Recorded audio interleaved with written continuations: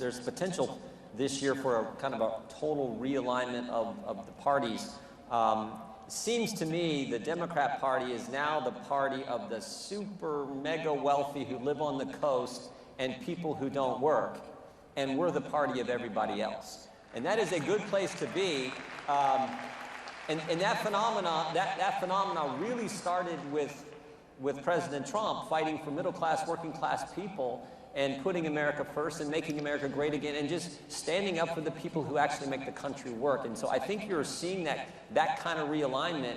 They're the party of we're the party of people who work, they're the party of people who don't, or who the ones on the coast who have all the so-called elite. I really like the way it's shaping up, and we never want to get overconfident. We got almost 8 months until the election, so we gotta campaign hard, but always be confident, never be overconfident. That's where I think we need to be, and I think the country has figured out that the Biden administration can't do anything right. And I don't like to say that because you want to cheer for your country, but that's just unfortunately where we're at. So I'm thinking there's going to be a big change come this midterm election. I always, as the news media, or at least most of it, the bad part of it, tells us that things have gotten back to normal in Washington and the country's in this, better place because we've all unified. I don't know if you know this, Jim. We're unified now.